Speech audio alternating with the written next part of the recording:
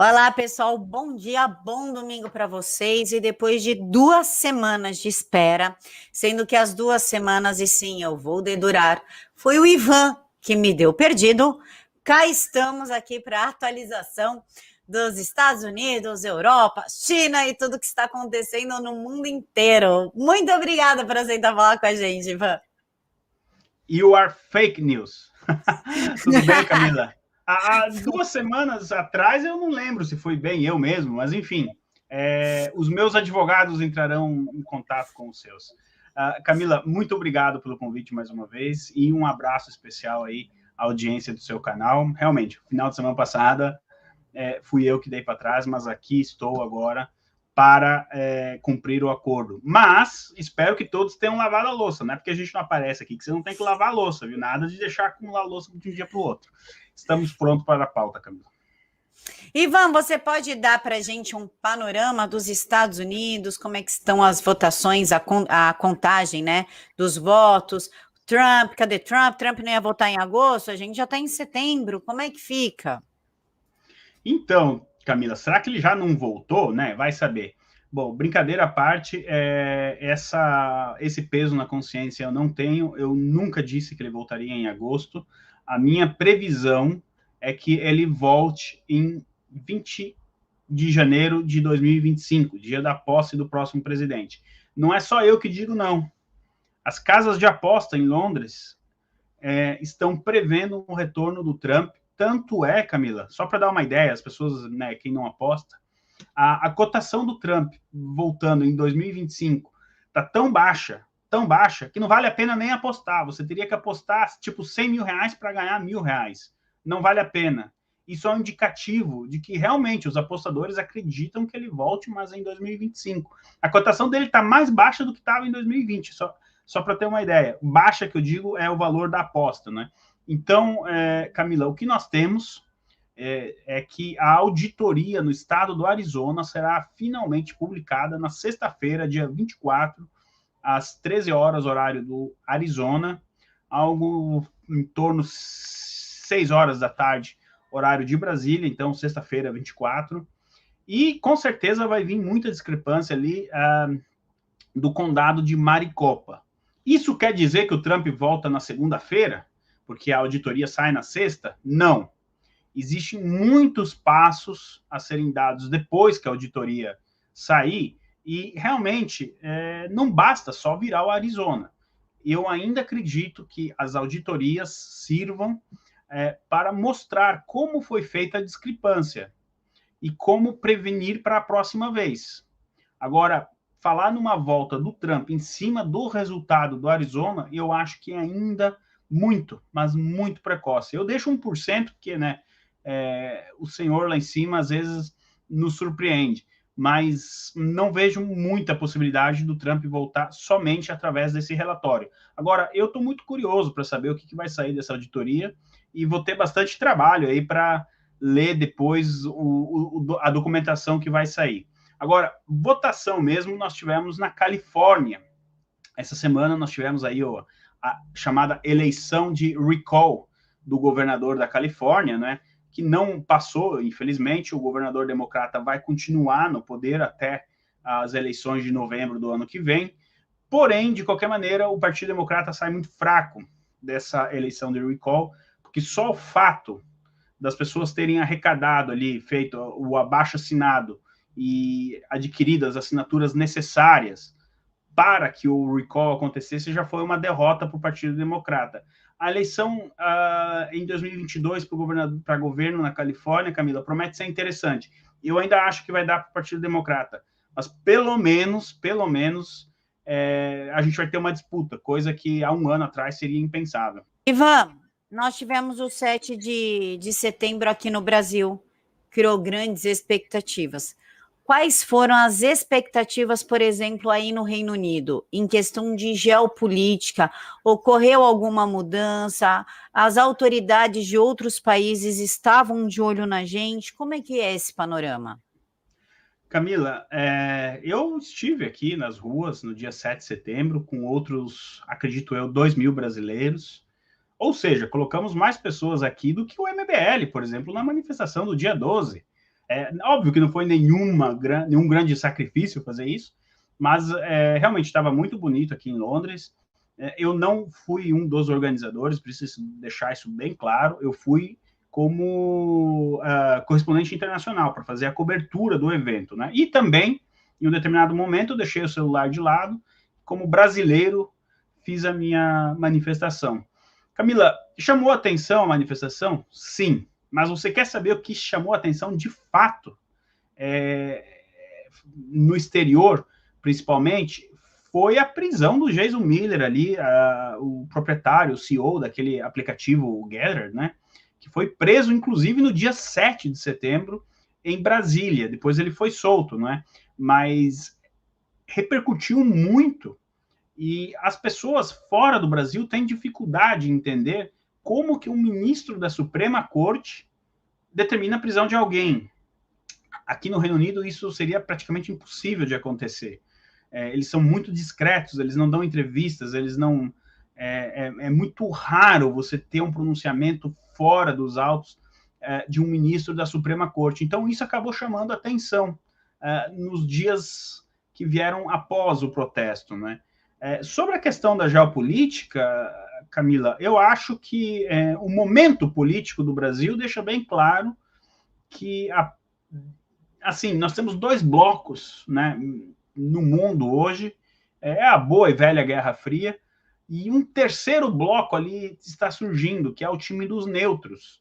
E, por enquanto, o Brasil se comporta como quem está no grupo dos neutros. Alguém pode dizer, não, Ivan, mas eu gostaria, e a maioria dos brasileiros gostariam que o Brasil estivesse do lado dos Estados Unidos e do Reino Unido. Sim, a vontade popular muito provavelmente é essa, mas as ações dão a entender que o Brasil é um país neutro no momento. Isso é ruim? Não, porque provavelmente muitas propostas dos dois lados vão aparecer, aquela brincadeira da noiva, da moça solteira no baile, né?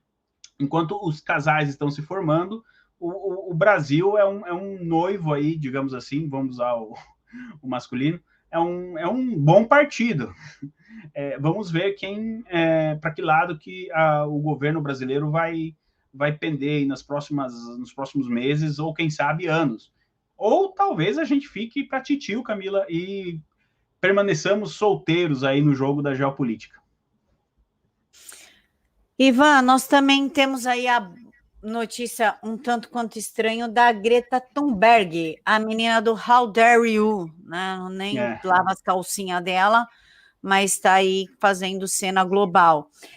Ela deve ir a Berlim 2 dias antes das eleições da Alemanha, organizar um protesto em nome das mudanças climáticas, mas negou que fará campanha para o Partido Verde. E você ainda complementa, senhores, sabemos onde a Greta estará em outubro do ano que vem. Onde a Greta estará em outubro do ano que vem? Por que ela tem a ver com o Brasil? Eu acredito que ela vai estar ali no Leblon, no Rio de Janeiro, no sábado e na sexta, véspera da eleição. Bom, Camila, é muita cara de pau dela dizer que vai fazer uma manifestação com pautas em torno das mudanças climáticas e depois dizer que não vai fazer nenhuma militância para o Partido Verde lá da Alemanha. Muita cara de pau. Ela não teria problema nenhum, Camila, em dizer que está indo fazer campanha para o Partido Verde. Qual é o problema? Eu não, como ativista, eu não condenaria ela dentro do ponto de vista dela, obviamente. Agora, domingo que vem, pessoal, depois de assistir eu e a Camila aqui, que domingo que vem nós vamos estar aqui de novo, a Camila não vai me dar o bolo, a partir do meio-dia, 11 horas, meio-dia, sintoniza aí o teu radinho no PH Vox, porque nós estaremos fazendo a cobertura total das eleições e apuração dos votos lá na Alemanha. Agora, na sexta-feira que vem, então, a senhora Greta chega em Berlim para inflar aí as manifestações em torno à pauta climática. Camila, 2 dias antes da eleição, é óbvio que isso é um comício eleitoral que ela está indo fazer, e o Partido Verde tem aí, pasmem vocês ou não, uma chance histórica de ser o partido mais votado na Alemanha. Há quem diga que eles têm essa chance. É óbvio que lá é um parlamentarismo, não basta você ser o mais votado para você ter o poder, mas é um partido que militava até a última eleição em torno de 5%, 6%. eu acredito que eles vão bater os 20%. Há quem diga que eles vão bater 25%. Então, é um salto realmente muito grande. E muito provavelmente eles estarão na coalizão que formará o próximo governo aí a partir do dia 27 na Alemanha. Então, o que a Greta está indo fazer lá é tentar angariar mais votos para o Partido Verde. Sobre onde ela estará o ano que vem, a minha aposta é essa, Camila. Leblon, ali no sábado, antes da eleição. Se ela estará com as calcinhas limpas ou não, aí eu já não sei. Aí não nos interessa, para falar a verdade. Ivan, você também colocou um post chamado Prepare-se para o Novo Normal e o Totalitarismo Tecnocrático. Isso tem a ver com Rússia, com China? O que você quis dizer com isso? Na verdade, Camila, no site do PH Vox nós publicamos um excelente texto do Felipe Martins, né, conselheiro do presidente Bolsonaro. E assim, eu vou meter um dedo numa ferida aqui, mas como ele meteu antes o dedo na ferida, eu acho que o meu trabalho fica um pouco mais fácil. Estava na hora de alguém expor o que ele expôs ali. E realmente, Camila, nós estamos indo para um caminho sem volta. Nós podemos combater isso, e retardar esse avanço. Eu me lembro, Camila, que uma das primeiras lives, ou primeiras gravações, ou primeiros programas que eu fiz com você, nós falávamos em passaporte sanitário e logo após em passaporte ideológico. Bom, o passaporte sanitário é uma realidade e o passaporte ideológico ele já está sendo implementado. Então, logo, em base à sua interação ali nas redes sociais, você será primeiro banido das redes e depois você será impedido de fazer certas atividades que hoje você faria normalmente. Tudo pelo seu bem, obviamente, tá? Então, aí não é nem tanto uma questão Rússia-China. A China, ela implementou isso com muito sucesso lá, mas os globalistas do lado de cá adoraram esse sistema e é o que eles estão tentando implantar. Através aí deste aparelho, né? Quem não tem um desse aqui hoje em dia? E sem um e-mail hoje, você não consegue abrir uma conta de banco praticamente. Então, à medida que nós fomos levados aí ao mundo digital, agora os globalistas vão usar toda a força do mundo digital contra nós. Olha só, voltando a falar um pouquinho em Alemanha, o candidato do partido da Angela Merkel, Armin Laschet, ele fez uma promessa de campanha. Ele disse que, se eleito, a Alemanha terá um super ministério digital. E este ministério terá mais poder que o Ministério das Finanças e outros, por exemplo. O que será esse super ministério digital? Alguém aqui que já leu o livro 1984 sabe muito bem do que eu estou falando. Sim, com a desculpa de digitalizar todo o universo, toda a burocracia alemã, eles também vão usar esse super ministério para monitorar as redes e saber onde que você anda dando like, saber onde que você anda comentando e o que você anda comentando. Isso é uma realidade e o Felipe Martins coloca isso no texto. E, Camila, ele completa o texto dizendo que a nossa esperança ela não está neste plano terrestre, ela pertence a um plano espiritual. O nosso país é o céu, né, digamos assim. E a nossa esperança é a ressurreição do nosso Senhor Jesus Cristo. Eu, como cristão, não tenho problema nenhum em dizer isso. Então, realmente, de fato, a batalha final ela não é entre Brasil e China, Estados Unidos e Rússia, ou dentro de um aplicativo de celular. Nós não podemos perder a fé em nosso Senhor Jesus Cristo. É a única mensagem que eu deixo após o brilhante texto do Felipe Martins. Inclusive, Ivan, no texto que eu botei lá no site do PH Vox, eu falo do Ministério da Verdade, janela de Overton, os fact-checkings e como eles estão fazendo tudo para manipular a nossa opinião, pensamento e nos moldar ainda. E o que me causa estranheza é que o povo está vendo tudo isso e ainda fala assim, não, isso é teoria da conspiração. Como a gente falou sobre queima de livros, você lembra disso, Ivan? Falou, o que está faltando? Queimar livros? Lembra que a Denise falou da questão ideológica? Eles usam o YouTube para falar da questão ideológica e a gente comentou dos livros. O que é? Vão queimar os livros também por uma questão ideológica? No Canadá, escolas canadenses queimam quase 5 mil livros infantis considerados racistas, e eles falaram que foi a purificação pelas chamas, o que nos causa uma grande tensão, não é estranheza, é tensão, porque a Alemanha de Hitler fez exatamente a mesma coisa, a grande queima de livros feitas pelos nazistas como uma forma de purificação. O que nós estamos vivendo, Ivan? Uma tentativa desesperada de reescrever a história. Isso acontece lá em 84, né, no livro.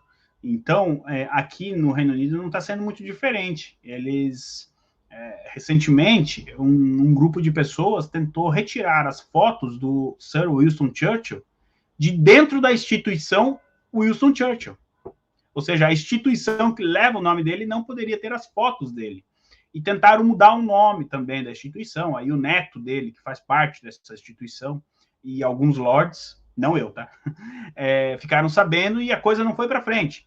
Mas veja bem, eles tentaram ali apagar o Winston Churchill. É por isso, Camila, que artigos como o seu, e a gente convida o público aqui, é um chamado que eu faço.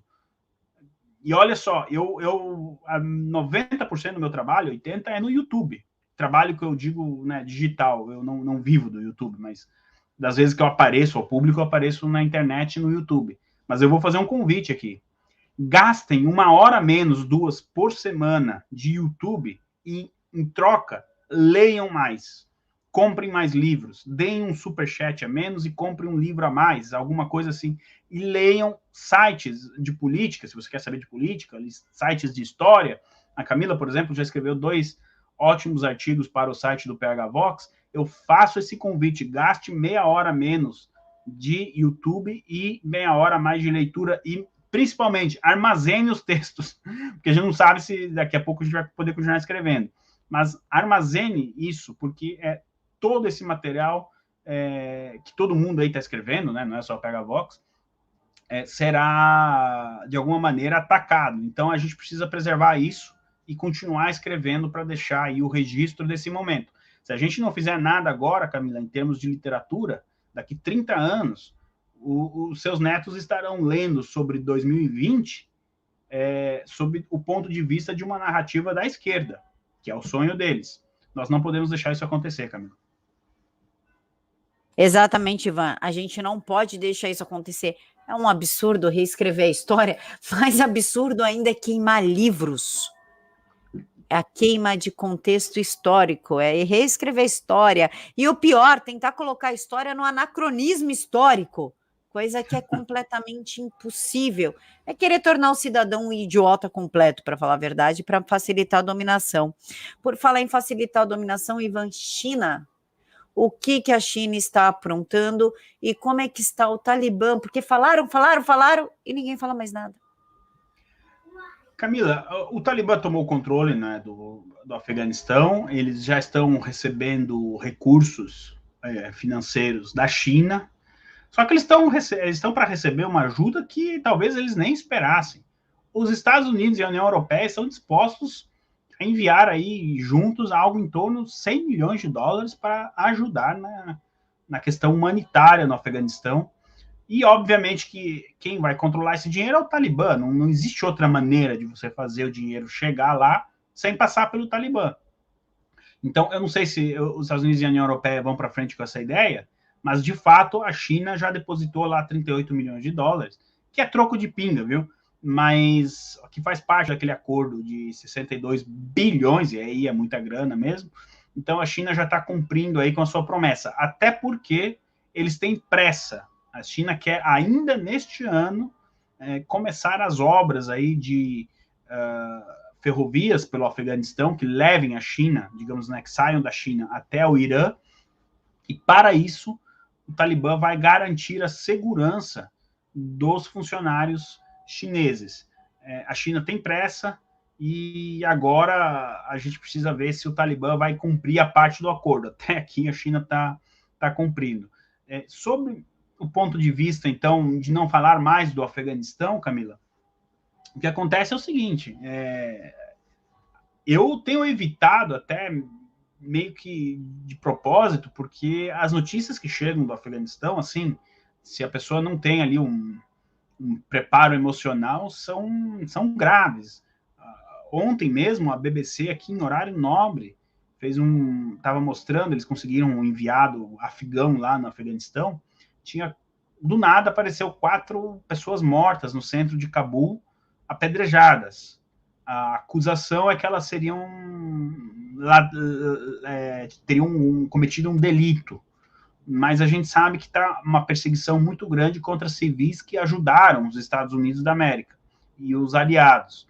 Então, para resumir em uma palavra, Camila, eu não quero usar uma palavra muito forte, você me conhece, você sabe que eu sou muito pé no chão, mas se a gente for fazer uma cobertura ao pé da letra do que está acontecendo lá agora, em uma palavra seria carnificina. E eu, sinceramente, eu não quero saber detalhes, porque eu sou uma dessas pessoas que não tem qualquer estrutura emocional para saber isso. Perfeito. O nível de informação que você deu já está excelente. A gente vai para a China e a Austrália. A Austrália, Ivan, o ano passado e esse ano se posicionou contra a China, inclusive naquele projeto de Off-Road, que eles tentaram fazer, Center Road, agora eu não lembro o nome certo. One Belt, One Road. Isso, porque era a ideia da China oferecer dinheiro e comprar o país, a cara da China fazer isso, né? Sequestrar o país, deixar refém. E a Austrália falou, aqui não. Aí a China falou, ótimo, vou meter imposto no teu vinho. A Austrália respondeu, faça. Não se dobrou. E ainda conseguiu países aliados ali para apoiar. Só que a China reagiu furiosamente à adesão da Austrália à nova aliança de segurança de 3 vias com os Estados Unidos e com o Reino Unido. Você diz o seguinte, o porta-voz da Embaixada da China em Washington, D.C., Liu Pingui, acusou as nações de adotarem uma mentalidade da Guerra Fria em relação à China, o que nos causa estranheza, porque é exatamente assim que a China atua, inclusive tentando fazer uma nova rota da seda, né, Ivan? Bom, vamos lá, Camila. Essa pauta vai tomar bastante tempo e eu não quero monopolizar aqui a nossa conversa. Então, a qualquer momento, fique à vontade para interagir, perguntar e fazer suas colocações, tá, Camila? Pode monopolizar, porque o domingo é teu. Bom, o que acontece? Primeira coisa, a gente precisa separar a Austrália um pouco, deixa a China, a gente vai falar bastante dela, deixa a China um minuto ali. Nós estamos recebendo bastante informações de um controle social muito grande na Austrália. Campos para pessoas não vacinadas, não picadas, perdão, passaportes sanitários, quarentenas, etc. Aqui a gente precisa fazer uma análise de que a Austrália ela tem um problema muito parecido com o do Brasil. Muitas vezes, essas decisões mais autoritárias não são do governo central. E repare, eu não estou aqui para puxar sardinha para o lado do primeiro-ministro Scott Morrison, porque ele poderia fazer muito para evitar isso. Mas, na maioria das vezes, o que você tem é um prefeito, um governador de região tomando a decisão de forma mais precipitada, digamos assim, e adotando essas medidas. Tá? Então, nem tudo parte do governo central. A Austrália, através do seu primeiro-ministro, Scott Morrison, no ano passado, e eu me lembro bem a data, 18 de abril, foi o primeiro país a exigir investigações sobre o vírus na China. Foi um dos primeiros países a evitar, ou pelo menos tentar que não tivesse o tal do lockdown, e lá aconteceu a mesma coisa que acontece no Brasil. A China tem muita influência em alguns governadores de região. A região de Vitória, por exemplo, é uma delas, onde o governador saiu fazendo lockdown e outras medidas assim em conluio com a China. Hoje a gente sabe disso. Então, por que eu estou falando disso, Camila? Porque eu reparei que nas redes está tendo um debate assim, então os Estados Unidos, a Austrália e o Reino Unido são os globalistas contra o bloco russo-chinês. É muito leviano a gente classificar só como globalistas versus chineses e russos. A análise ela é um pouco mais profunda. Então, eu gostaria de convidar aqui a audiência, enorme audiência do seu canal, Camila, a tentar, pelo menos, separar as coisas. Teve gente que me perguntou, então o Jorge Soros falou mal do Xi Jinping, pronto, tá vendo? Esses 3 países já se juntaram para ficar contra a China. Bom, aqui a gente precisa trazer uma informação importante. Reino Unido, Austrália e Estados Unidos fizeram esse bloco, mas não foi do dia para a noite, não foi depois que o Jorge Soros falou que é para ficar de olho no Xi Jinping. Para vocês terem uma ideia, as negociações começaram com o primeiro-ministro Scott Morrison e o ex-presidente Donald Trump. Seria o Trump um globalista, então? Você está entendendo, Camila? É por isso que eu estou pedindo a atenção das pessoas antes de sair classificando globalista versus chinês. Calma. O Scott Morrison, primeiro-ministro da Austrália, foi quem iniciou as conversas e falou para o Boris e para o Trump, olha, se a gente não fizer nada, as Filipinas, Taiwan, daqui a pouco estão falando em chinês, a gente precisa fazer alguma coisa, certo? Então, falando chinês no modo a China vai invadir, né? É isso que eu quis dizer. Então, as negociações começaram bem antes da administração Biden entrar no poder. Esse é um ponto que a gente precisa trazer. Bom, dito isso, de fato, a gente tem uma movimentação muito grande no Mar do Sul da China, e a China, geograficamente, ela tem esse problema. Agora, com o Afeganistão, eles vão encontrar uma outra via de escape. Mas até o momento, e é por isso que eles têm pressa, mas até o momento, a única via de saída mesmo que eles têm é ali, pelaquela região do Mar do Sul da China. Só que tão logo eles saem, você já tem Filipinas, você tem Malásia, você tem vários países ali, o que impediria, digamos, uma saída mais fácil. O que a Austrália está propondo é o seguinte, vamos formar uma espécie de rede, né? Um amortecedor, dê o nome que você quiser ali, um cordão, para monitorar os movimentos da China.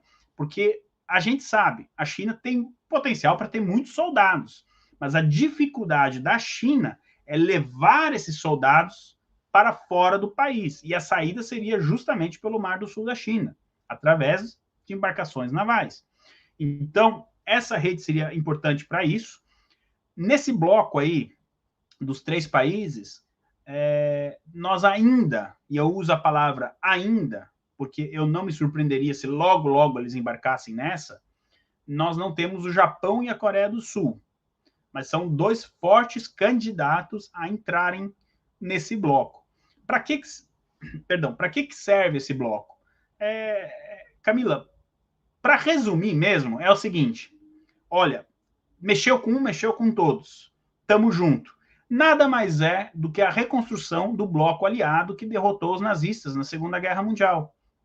Quando você olha as bandeirinhas dos países que estavam presentes no desembarque da Normandia, em 44, você vai encontrar lá Estados Unidos, Reino Unido, Austrália, e aí vem um ponto que me corta o coração. Lá você encontraria bandeiras da Nova Zelândia e do Canadá. Nesse momento, a Nova Zelândia já, tão logo o acordo saiu, isso me chamou a atenção, já declarou que a Austrália não poderá usar as águas que pertencem à Nova Zelândia para ali passar seus novos submarinos nucleares, que faz parte do acordo, a Austrália está comprando esses submarinos aqui do Reino Unido e dos Estados Unidos.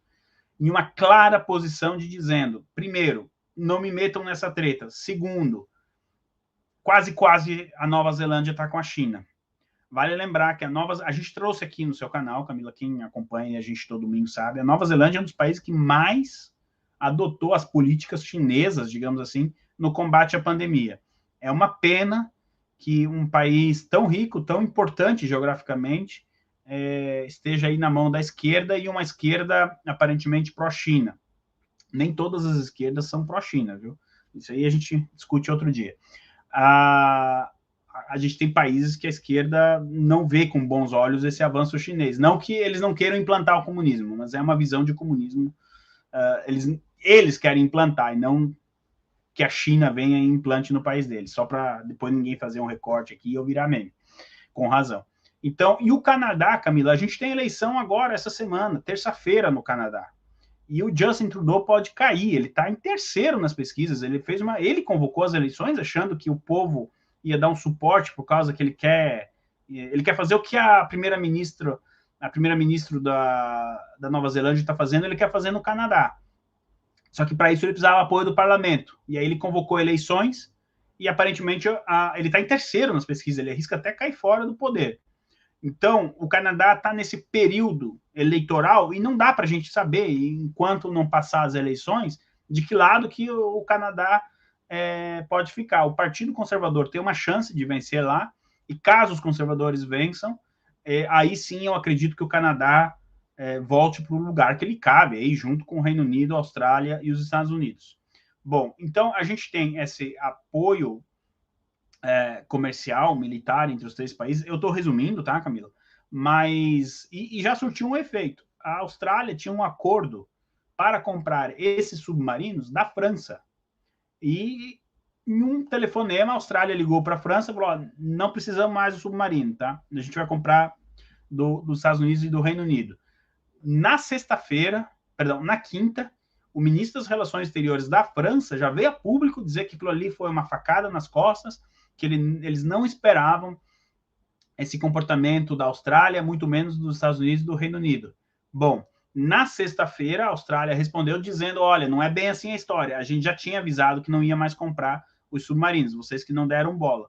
Mas aí a gente vai entrar numa questão política da França, Camila, que se essa semana for uma semana normal, que eu acho muito difícil, seria interessante um dia a gente separar aqui uns minutinhos, porque a França, eu não sei cozinhar, mas eu sei que uma panela de pressão, se você não cuidar, ela explode, né? Tem isso.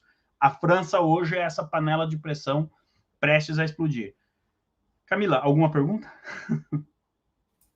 Não, Ivan, a minha pergunta é: isso fortalece a China? O quanto isso vai refletir no Brasil? Porque o Brasil já está numa situação interna muito delicada.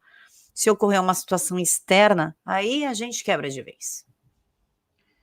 Bom, obviamente que esse movimento deixa a China numa posição muito fraca. E aí a gente vê o quanto a China é vulnerável, sabe? Nos últimos anos, a gente aprendeu de maneira errada de que a China é invencível. E ela não é invencível. Do mesmo jeito que a Alemanha nazista não era invencível, a China de agora também não é. Mesmo aliada com a Rússia, ela não é invencível. E mais, ela é muito vulnerável.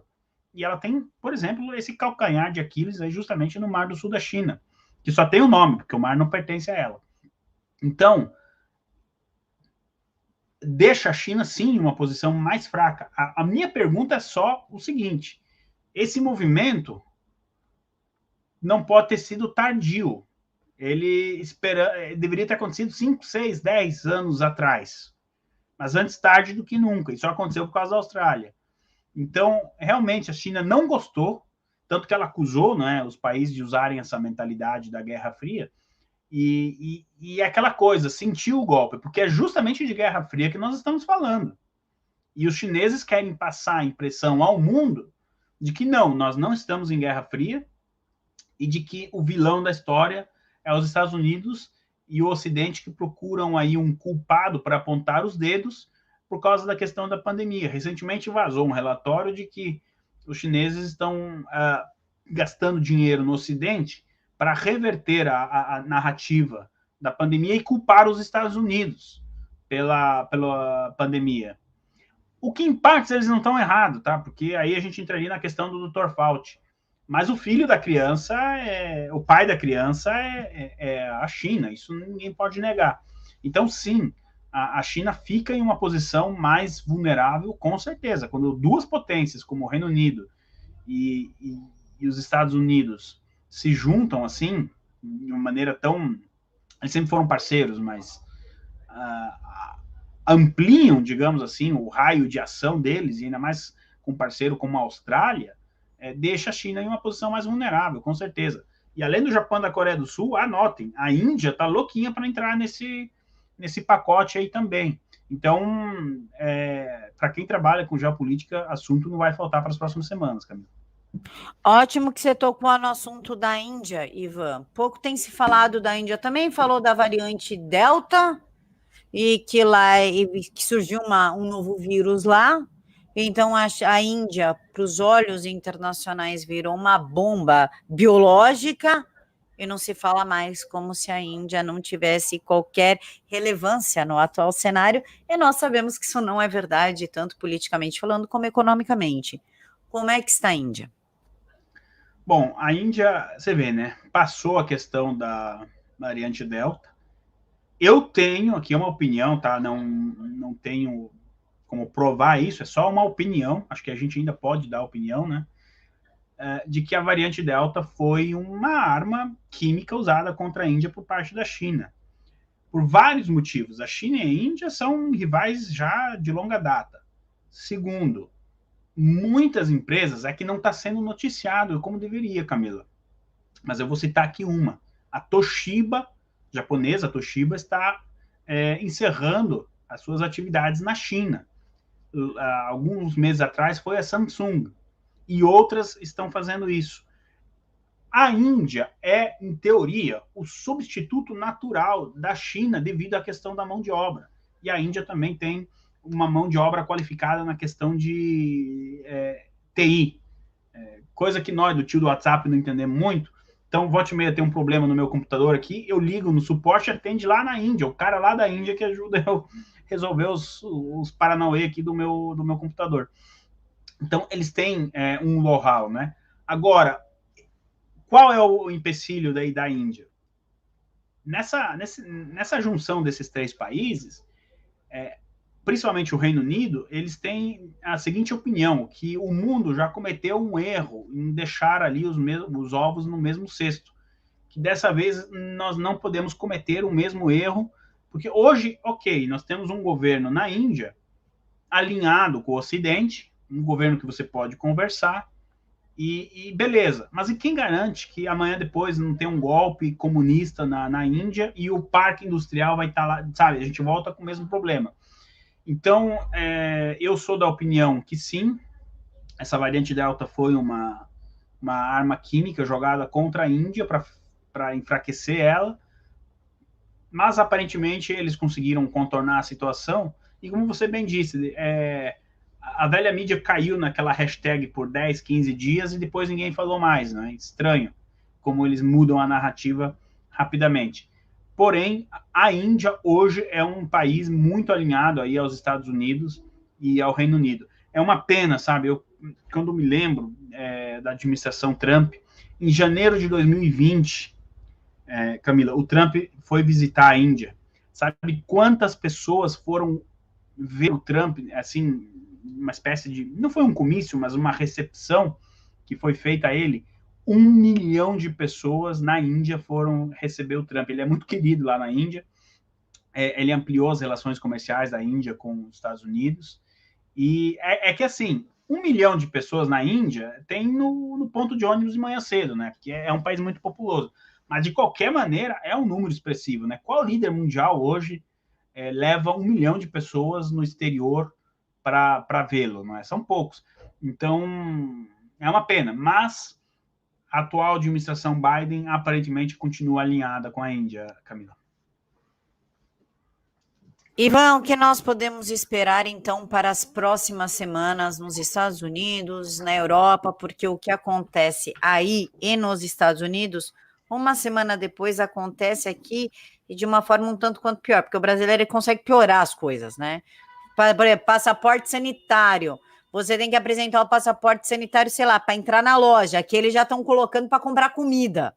Eles conseguem subir um grau para piorar as coisas. Então, o que a gente pode esperar para que a gente possa se preparar aqui? Bom, de coisa ruim, eu já não consigo mais vislumbrar o que pode piorar, Camila, sinceramente. E aí a gente volta no texto do Felipe Martins, né? Bom, a Itália implementou aí na sexta-feira, oficialmente, a obrigatoriedade do passaporte sanitário para todos os trabalhadores, seja do setor público como do setor privado. Então, se você trabalha em uma loja de tênis, você tem que ter o passaporte sanitário.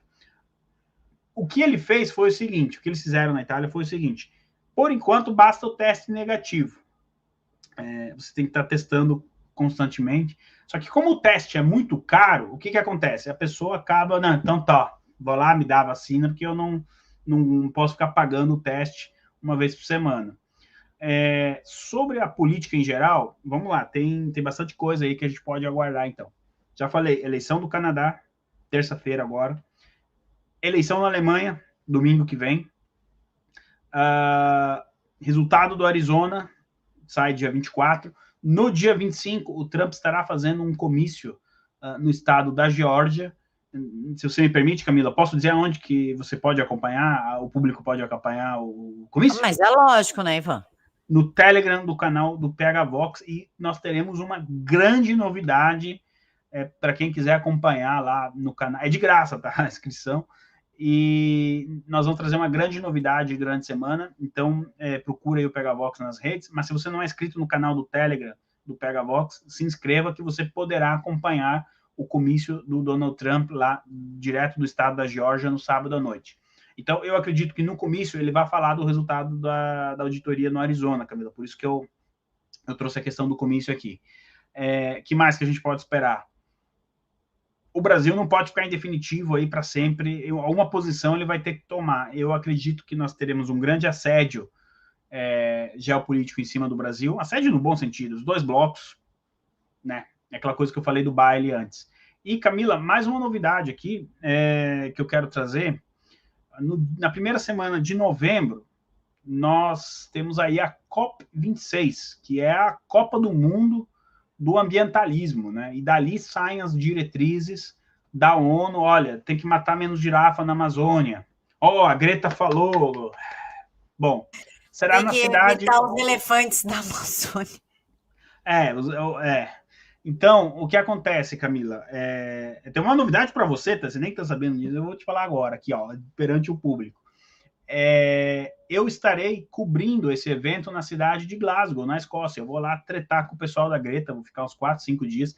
Por isso que eu não estou indo para a Alemanha agora, cobrir a eleição, porque nós optamos em cobrir a COP, que é mais importante, e como os cofres do PH Vox não estão cheios, ao contrário do que muita gente pense, então a gente teve que escolher um dos dois, e eu estarei lá na COP. E naquela semana, este programa aqui será gravado direto da Escócia, com as últimas novidades da COP26. Para que serve isso no fim do dia, Camila? É para saber o tamanho da trolha, tá? Porque lá realmente... Para saber o tamanho da paranoia ambientalista que vão querer enfiar dentro de nossas cabeças. Isso. E a minha aposta é o lockdown climático, porque eles já estão... Isso não é nem uma aposta, Camila, porque já estão falando isso abertamente. Né? Como o primeiro-ministro do Canadá, por exemplo, esses dias falou, olha, as mesmas medidas que nós usamos no combate à pandemia, nós deveremos usar no combate à mudança climática. Então, isso aqui não é nenhuma análise, porque não é nenhuma previsão. Eles já estão pensando, só não sabem como fazer isso. E eu acredito que esse tema será debatido na COP. Então, para o PH Vox e aqui para o seu canal, Camila, olha só, você vai ter um correspondente lá na COP. Eu achei que você ia dar pulos aí na cadeira, mas enfim. Isso é o que nós podemos esperar para as próximas semanas, Camila. Você é o orgulho desta internet, Ivan. Todo mundo tem orgulho e admiração por você. E claro que eu estou muito feliz, inclusive, por isso.